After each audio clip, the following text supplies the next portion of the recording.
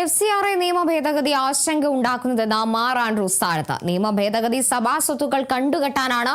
ഭേദഗതി ബില്ല് ഭരണഘടനാ വിരുദ്ധമാണെന്നും അദ്ദേഹം പറഞ്ഞു. അതേസമയം ക്രൈസ്തവരുടെ വിശേഷ ദിവസങ്ങൾ പരീക്ഷാ ദിവസങ്ങളാക്കിയതിൽ വേദനയുണ്ടെന്നും മാർ ആൻഡ്രൂസ് താഴത്ത് കൂട്ടിച്ചേർത്തു. FCR ഇനി ചെയ്തില്ലെങ്കിൽ മതേതര രാഷ്ട്രത്തിനെതിരാണ്. ഇതിൽ വളരെയേറെ ആശങ്കയുള്ളത് പ്രത്യേകിച്ച് ക്രൈസ്തവർക്കാണ്. കാരണം ക്രൈസ്തവ സ്ഥാപനങ്ങൾ പലതും ഇങ്ങനെ പുറത്തുനിന്ന് കിട്ടിയതുകൊണ്ട് തന്നെയാണ്. മറ്റുള്ളവർക്കുണ്ട്, മറ്റു മതത്തിലുള്ളവർക്കുണ്ട്.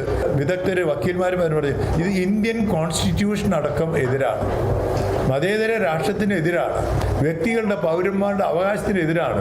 പല വിധത്തിൽ പുറത്തുനിന്ന് കാശ് കിട്ടിയും നാട്ടിൽ കിട്ടിയും ആ സ്ഥാപനം വസ്തുവാഹകൾ, സ്ഥാപന ജംഗമ വസ്തുക്കൾ അത് പിടിച്ചെടുക്കാനും ഈ പുതിയ ബില്ലനുസരിച്ച് ഒരു വേറെ ഏതെങ്കിലും ഒരു പ്രത്യേക ബോഡി ഏതാണ് ഒരു പ്രത്യേക അതോറിറ്റിക്ക് കൊടുത്ത് അവർക്കത് എന്ത് വേണമെങ്കിലും ചെയ്യാം. മതേതരമായ രീതിയിൽ, ഭരണഘടനപരമായ രീതിയിൽ ഒത്തിരി ആശങ്ക ഉണ്ടാക്കുന്നതാണ്.